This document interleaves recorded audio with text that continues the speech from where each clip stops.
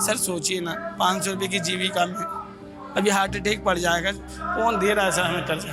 बेहतर सुविधा मुद्दा, आप 500 रुपये की जीविका में आप हमको कहेंगे कि शिक्षा भी हासिल करिए और आप साफ सुथरे कपड़े पहनिए, सफाई में रहिए, तो मुमकिन नहीं है सर।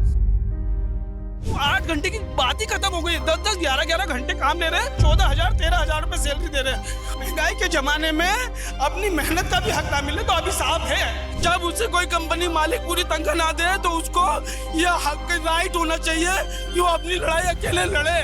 मजदूरों की बात कोई नहीं करता, मजदूर की बात यूं नहीं करता क्योंकि मजदूर सड़क पे नहीं आ सकता। वो एक दिन काम नहीं करेगा तो उसका घर नहीं चलेगा क्योंकि मजदूर सड़क पे नहीं आ सकता। बेशक मैं बेहतर बोल लेता हूँ, लेकिन एक पढ़े लिखे इंसान की बराबरी कभी नहीं कर सकता। मैं आपको घूम रहा था, आपसे दूर भाग रहा था, इसलिए क्योंकि मैंने बार बार ये सुना है कि इस आंदोलन में जो है ना स्टूडेंट आ ही नहीं रहे। ये बात गलत है। अब मैं कैमरा फेस करूँ फिर बोले रेडी वाला ये आंदोलन में बोल रहा है तो फिर और ज़्यादा नुकसान है। सीने पे जो जख्म है सब फूलों के गुच्छे, हमें पागल ही रहने दो, पागल अच्छे। इस वक्त हम दिल्ली के जंतर मंतर पर हैं और आज सीजेपी प्रोटेस्ट का हमें ये एक भाई मिले हैं और ये रेडी लगाते हैं। इन्होंने पढ़ाई उतनी मुकम्मल नहीं कर पाए क्योंकि मौके नहीं मिले।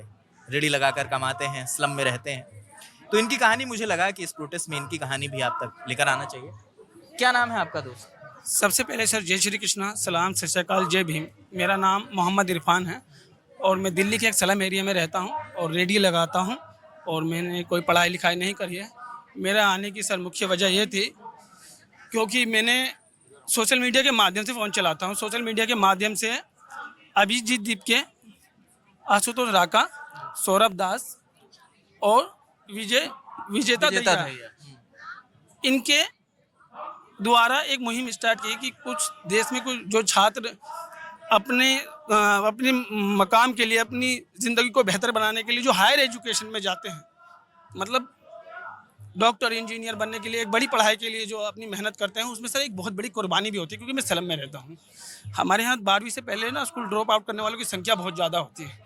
उसमें से 1-8% अपने माँ बाप अपने जीवन की बहुत बड़ी कुर्बानी, पैसा कौड़ी, सामाजिक दबाव, पारिवारिक दबाव के बाद अगर वो उस मकाम तक जाता है और फिर सिस्टम के किसी की नाकामी के कारण और किसी और को भुगतना पड़े, तो सर उस लड़ाई का हिस्सा बनना बहुत ज़रूरी है। इसीलिए मैं यहाँ पे था। घर पे बता के आए हो? पापा ने, मैं अभी ना हमारी रेडी बंद है। मेरे विधायक गजेंद्र सिंह दलाल है ना टिकरी कला से, तो वो जब जीते थे तो रेडी थोड़ी बंद है। तो अभी बर्फ़ का काम है हमारा, बर्फ़ की सिल्लियाँ ना, तो बर्फ़ की सिल्ली सड़क पर रख के भेजते। तो पापा को बोला था तो पापा मुस्कुरा के बोलने लगे मैं कि मत जा रहे थे।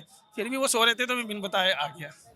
बताया नहीं क्योंकि वो भी आने नहीं देते और 100 रुपये लेके आया था। तो ये वीडियो देखेंगे गुस्सा नहीं करेंगे? नहीं, ऐसे गुस्से वाली कोई बात नहीं है, गुस्से वाली कोई बात नहीं है सर। और सर पता क्या है, एक बात बताऊँ सर, मैं मजदूर वर्ग से आता हूँ और आपने मुझे मौका दिया है इतने बड़े मंच पे अपनी बात रखने का। एक बात कहूँगा सर, सरकार लॉजिस्टिक पे बात करती है कि बेहतर ट्रांसपोर्टर सिस्टम बनाएंगे हमें अगर देश की जीडीपी को बढ़ाना है, और बड़े कारोबारियों को कम दर पे लोन देंगे, फिर बिजली देंगे, सब कुछ करेंगे, लेकिन आप मजदूर को मेहनत, उसकी वाजिब मेहनत नहीं देंगे तो सर आपकी जीडीपी किसी काम की नहीं है सर। आज 18,000 रुपये अगर मजदूरी दिल्ली में है तो सख्ती से मिलनी चाहिए सर। आप कहते हैं, हम कहते हैं ड्यूटी वर्क में जितना काम लेना है लीजिए, लेकिन उसकी मजदूरी अगर 18,000 है ना, 14,000 नहीं आनी चाहिए, बिल्कुल भी नहीं। महंगाई के ज़माने में अपनी मेहनत का भी हक ना मिले तो अभी साफ है।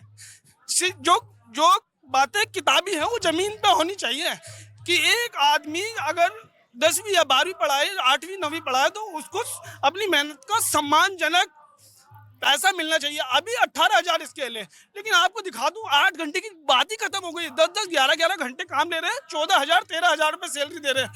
अगर आपने एक बात भी कहा तो बोला बाहर जा, क्योंकि बेरोजगारी बहुत ज़्यादा है, दूसरा बंदा आ जाएगा।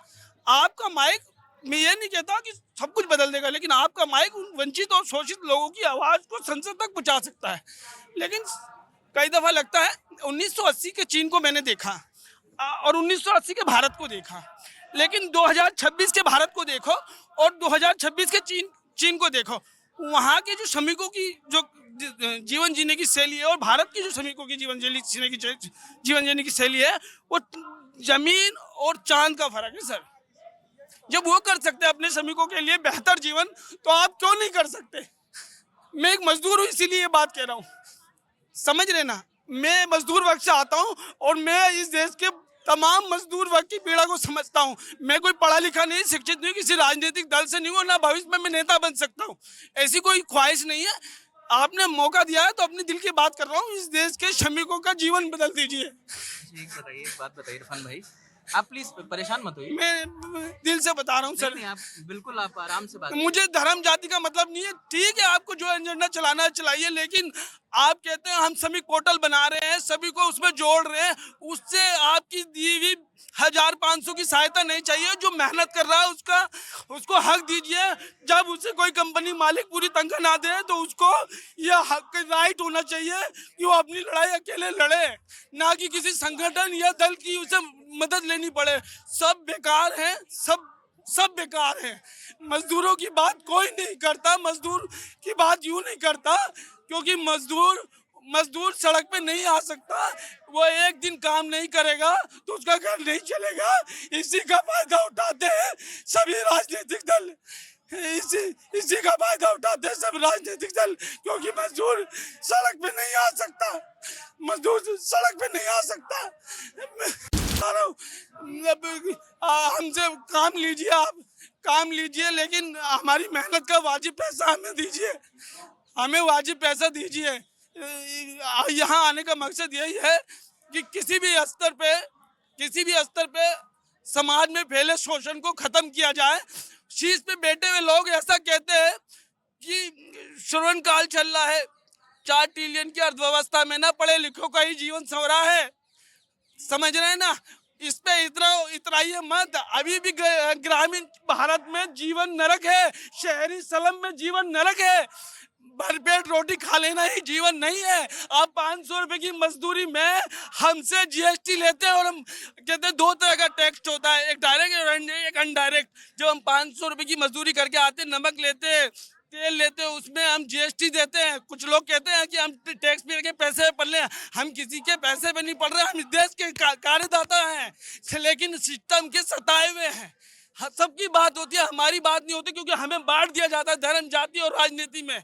तो सर मेरे कहने की मतलब बात यही है, और इससे ज्यादा मैं क्या कहूँगा सर। एक बात बताइए इरफान भाई, जैसे आप कह रहे हैं कि आप स्कूल नहीं गए, लेकिन आप जो बातें बोल रहे हैं ये बड़ी वाजिब बातें बोल रहे हैं। आप थोड़ा पानी पी लीजिए प्लीज, पानी लीजिए। बहुत शुक्रिया आपका।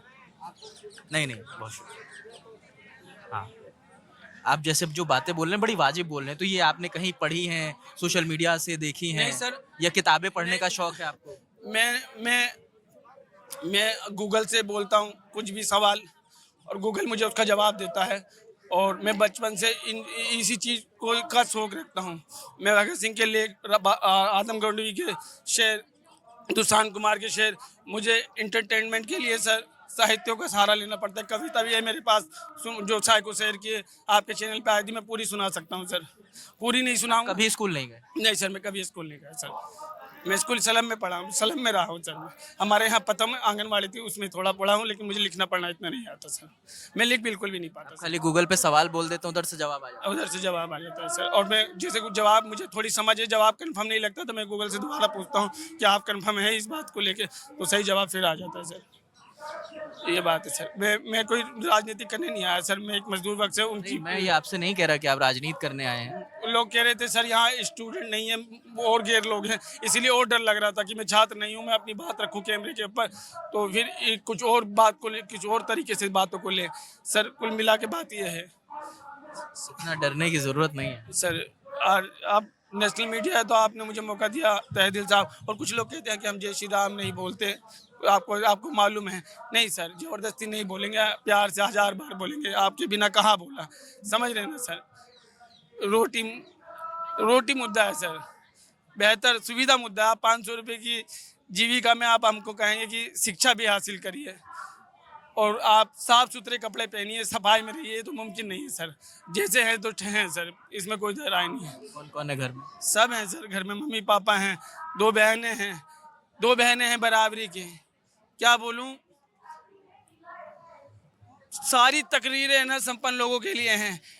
कहीं भी जाएंगे ना तो बेटी वाले को ना लड़के वाले सोते खा जाए, समझ रहे हैं, दो बहनें हैं, ये भी एक समाज में फैली हुई बुराई है, क्या कर सकते हैं, कुछ नहीं कर सकते। भाग्य पे कोई भगवान ने ऐसा कोई साफ दिल इंसान होगा तो जोड़ा बन जाएगा, क्योंकि लोगों की ख्वाहिशें पूरे करना हमारे बस की बात तो नहीं है सर। शादी नहीं हुई? मैंने नहीं कही, मैं बहनों के बारे में बता रहा सर। बहनों की हो गई शायद। मैं बता तो रहा हूँ सर कि समाज में फैली बुराई है कि बेटी वालों को लोग सांप की नज़र से देखते हैं कि भाई खा जाए, भी निकल जाए इन्हें, ये दे दे, वो दे दे, अगड़म दे दे, बगड़म दे दे। बेटी वाला हमेशा अपनी कैपेसिटी से ज़्यादा बेटे के लिए करता है, लेकिन आज के बेटे वाले ये नहीं समझ रहे हैं सर। समझ रहे हैं ना सर? ये पहली बार प्रोटेस्ट में आए हैं आप? नहीं सर, मैंने कहा ना, मैं सर CNRC आंदोलन में भी था, शाहीन बाग में। मैं किसान आंदोलन में भी था, मैं पहलवान आंदोलन में भी था, मैं यहाँ। लेकिन मैं सर हिंसा का किसी भी तरह का समर्थन नहीं करता। मैं अहिंसा का दामन गांधी के साथ अपनी बातों को रखता हूँ सर। मारपीट वगैरह ये सब गलत है, किसी भी स्तर पे ऐसे स्वीकार नहीं किया जा सकता सर। समझ रहे हैं ना सर? हम इस बात को मानते हैं सर। आप हर आंदोलन में जाते हैं जो भी आपको ठीक लगता है? हाँ, जो भी ठीक लगता है। और देखिए सर, मैंने न कभी ओवैसी साहब की विचारों का समर्थन नहीं किया। मैं अपने परिवार का उन्हें बुजुर्ग मानता हूं, लेकिन अपना लीडर नहीं मानता, क्योंकि मेरे पूर्वजों ने गांधी को, नेहरू को, पटेल को, शास्त्री को, इंदिरा को अपना लीडर माना है। इसीलिए मैंने कभी ना ओवैसी जी को अपना लीडर नहीं माना, परिवार का सदस्य माना। उनके मान सम्मान में कमी नहीं दे सकते, लेकिन हमने अपना लीडर नहीं माना।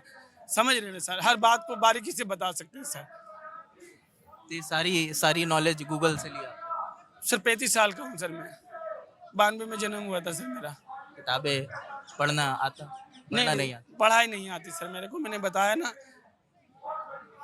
ये कोई चमत्कार नहीं सर। हमारा जीवन जो है, हम बड़ा नरकीय जीवन, हम कोई तारीफ वाली बात नहीं कर रहे हैं सर। में 12 गज का मकान है सर। लक्ष्मी नगर का अक्षरधाम न्यू नवेटा मोड़ बना ना, वहाँ हमारी झुग्गियाँ थी। 2006 के 6 महीने में शीला जी की गवर्नमेंट ने पुनर्वास किया था। हमारे विधायक थे डॉक्टर अशोक कुमार वालिया, जो निधन कर गए, कांग्रेस के गद्दावर नेता थे, वो हमारे विधायक थे। हमने सुनील दत्त की कैंपिंग भी देखी है, जो संदीप दीक्षित जी के लिए पहला लोकसभा चुनाव लड़ा था ना उन्होंने, तो सुनील दत्त जी खुद आए थे लक्ष्मी नगर में उनके प्रचार में। तो उम्र तो है सर, लगती नहीं है। तो बाकी ये सर आपसे हाथ जोड़ के विनती है, क्योंकि हमारे ना देश के श्रमिकों में भी एक श्रमिक हूँ सर, घर में और लोग भी काम करते हैं सर। सोचिए ना, 500 रुपये की जीविका में अभी हार्ट अटैक पड़ जाएगा। सरकारी अस्पताल के बजट में वो स्टंट ही नहीं है, 50-60 हज़ार के लगते हैं। कौन दे रहा है सर हमें कर्जा? ऐसे ही मर जाते हैं हम। आयुष्मान योजना वगैरह नहीं मिलती? आयुष्मान का सुनिए सर, आयुष्मान पे अपना सवाल। आयुष्मान कार्ड है मेरे पास। आयुष्मान कार्ड में ये है कि अस्पताल में जैसे आप जाएंगे तो अस्पताल पहले आयुष्मान पोर्टल पे जाएगा, इसकी इजाज़त लेगा कि मेरे पास ये पेशेंट आएगा, मैं इसका इलाज करूँ नहीं करूँ, समझिए। फिर आपको उससे अगर बात नहीं बनी तो आप आयुष्मान मित्र के पास जाएंगे, उससे नहीं बात बन रही तो आप आयुष्मान हेल्पलाइन पे जाएंगे 14-55 पे। तो सर बहुत मतलब आयुष्मान है तो, लेकिन इसमें भी कानूनी पेंच है सर। नहीं, बताते हैं कि आयुष्मान कार्ड तो तुरंत आप दिखाइए और एडमिट हो जाते हैं। ये ऐसा है, लेकिन हर मामले में ऐसा हो नहीं रहा सर। समझ रहे? ऐसा हर मामले में होने बहुत सी परेशानी है सर। शिक्षा और स्वास्थ्य एक गंभीर समस्या है, लेकिन आप 18,000 ईमानदारी से दिलवा दीजिए सर। बाकी हम आप यहाँ पर सीजेपी या जिस भी प्रोटेस्ट में आप जाते हो, आप श्रमिकों का मुद्दा लेकर जाते हो? हाँ, मैं बस अपने श्रमिकों का, पहली बात हमारे श्रमिकों की होती है, मेरी श्रमिकों की बात होती है सर, और कोई बात आप लोगों का कोई मतलब प्रतिनिधि भी है? नहीं, कोई प्रतिनिधि नहीं है। मेरा नाम मोहम्मद इरफान है, मैं रेडी लगाता हूँ, साउदा जेजे कॉलोनी में रहता हूँ, मकान नंबर C52 है मेरा सर। मेरा कोई प्रतिनिधि नहीं है, मैं किसी के उसमें नहीं है। हाँ, राहुल जी के साथ दिल्ली से कश्मीर तक भारत जोड़ो यात्रा का हिस्सा बना था, पैदल ही गया था। वही जाने की वजह यह थी क्योंकि जब सब गाली बकने लगे ना और कहीं से प्यार की आवाज़ आए तो आदमी हमेशा उधर झुक जाता है। तो उसके बाद राहुल जी के कार्यक्रमों में गए? वो उसी में बस सिंगल कार्यक्रम में गया था, एक कार्यक्रम। हाँ, दिल्ली से कश्मीर गया था। उसके बाद नहीं गए? उसके बाद नहीं गया सर। क्यों? उसके बाद मैं नागरिक आंदोलनों में ज़्यादा जाता हूँ सर। राजनीतिक में नहीं जाता सर। राजनीतिक नहीं, नागरिक आंदोलनों में भी बहुत जाता हूँ सर। और सर 2 साल से डिप्रेशन की दवा पागल खाने से खा रहा हूँ सर। क्यों सर? मतलब परिवार, मतलब जिंदगी ऐसी है हमारी सर। इसी बात से दवा खाया 2 साल मैंने। दवा क्यों खा रहे हैं? अभी नहीं खा रहा सर, 2 साल दवा खाया। मतलब हृदय बहुत ज़्यादा घबराने लगता था, मांसपेशियों में, हाथों में खिंचावट आ जाती थी और बहुत ज़्यादा डर लगता था गिर जाऊंगा कुछ। किस बात का? बस डर लगने लगता है क्योंकि यार सर हम बस ज़िंदगी ही ऐसी परेशानी की है, इसके सिवा करना क्या है। तो परिवार, मम्मी है, पापा है, भाई है, बहन है, और कुछ भी ज़िंदगी में कुछ हमारे कोई बड़ी ख्वाहिश तो है नहीं, जो बेसिक हैं वो भी नहीं हल होते, तो इंसान ऑटोमेटिक ही चले जाता है। मैं अकेला नहीं, पूरा हिबास मेंटल हॉस्पिटल भरा पड़ा है मरीजों से। सब डिप्रेशन, एंजाइटी की दवाएं खा रहे हैं सर, इसमें कोई दो राय नहीं, बड़ी बात नहीं। ये है कि मेरी उम्र नहीं थी, समझ रहे हैं सर, ये मेरी उम्र नहीं थी, बस ये है। बाकी सर, भगत सिंह का वो शेर भी याद है, जब पागल खाने की बात करी तो सीने पे जो जख्म है सब फूलों के गुच्छे हैं, हमें पागल ही रहने दो, हम पागल अच्छे हैं, है ना। भगत सिंह जी ने लिखा था, और मेरे जज्बातों से वाकिफ है इस कदर मेरी कलम की, मैं इश्क भी लिखना चाहूँ तो इनकलाब लिखा जाता है। बाकी कुछ नहीं सर, आपने मुझे मौका दिया। नहीं, और आपने हमसे बात करी इसके लिए बहुत शुक्रिया। नहीं, बहुत शुक्रिया। तो इरफान है, और आंदोलनों में तमाम कहानियां हैं। जब भी आप किसी भी आंदोलन आएंगे, आपको ये भी दिखा देते हैं कि जैसे इन्होंने पहला सवाल पूछा है जंतर मंतर पधारों के समर्थन में, इसमें कुछ और लिखना चाहते होंगे, क्या अभिनव सर कॉकरोच की जंतर मंतर में आ रहे हैं? अच्छा, अभिनय लिखना चाहते हैं, अभिनय नाम है उनका।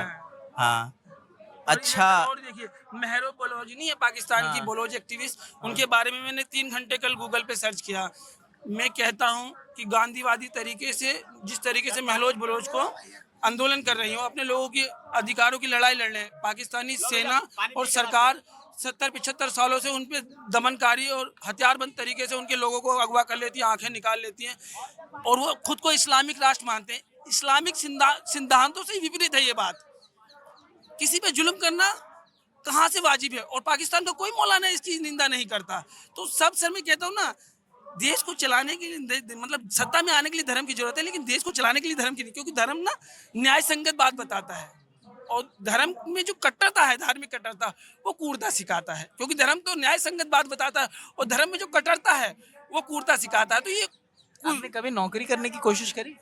कहाँ नौकरी करूँगा सर, मैंने रेडी आप लगा रहे हो, बर्फ का काम। मैंने घेवरा फाटक पे बस में पानी बेचा थैली, मैंने भुट्टे भुने हैं, मैंने कवाड़ी का काम किया है, मैंने नहीं, जैसे आप इतना बेहतर बोल रहे हो या आपको जानकारी है, गूगल से आपने सब याद कर लिया है, कभी गए नहीं कि हमें नौकरी दे दो, हम इतना बढ़िया बोलते हैं, हम अपनी बात रख सकते हैं? नहीं, हम देखिए, बेशक मैं बेहतर बोल लेता हूँ, लेकिन एक पढ़े लिखे इंसान की बराबरी कभी नहीं कर सकता। मैं आपको घूम रहा था, आपसे दूर भाग रहा था, इसलिए क्योंकि मैंने बार बार ये सुना है कि इस आंदोलन में जो है ना स्टूडेंट आ ही नहीं रहे, ये बात गलत है। और मैं कैमरा फेस करूँ, फिर बोले रेडी वाला ही आंदोलन में बोल रहा है, तो फिर और ज़्यादा नुकसान है और मुसीबत है। इसीलिए आपको मैं घूर रहा था, इधर उधर बात नहीं कर रहा था आपसे। ये बात है सर। ये वही बात है कि जितनी हंसी से ये बोल रहे हैं, शायद इनकी बातों में उतना दर्द छिपा हुआ है कि एक शख्स ने वो, मतलब उस जिंदगी को इन्होंने एक्सेप्ट भी कर लिया है कुछ हद तक, कि वो स्लम में रहते हैं, पढ़ाई लिखाई नहीं करी, उसका कोई अफसोस नहीं है, कोई मलाल नहीं है, क्योंकि शायद उस जिंदगी को बदला नहीं जा सकता, वो समय बीत गया है। लेकिन अब ये निरंतर कोशिश करते रहते हैं, गूगल से सवाल करते रहते हैं, आंदोलनों में जाते रहते हैं, अपनी बात रखने की कोशिश करते हैं। तो मुझे लगा कि शायद इस आंदोलन की सबसे खूबसूरत और सबसे ज़रूरी ये तस्वीर थी जो इरफान की थी, इरफान की कहानी मुझे लगी, तो मुझे लगा ये ज़रूर हम सबको सुनना चाहिए। बाकी आंदोलन के और रंग भी आपको दिखाएंगे। कुछ देर में अभिजीत अभी आईटी मिनिस्ट्री की कॉल पर उनसे मिलने गए हैं, बातचीत हो रही होगी, वो बातचीत क्या होती है वो भी आपको बताएंगे।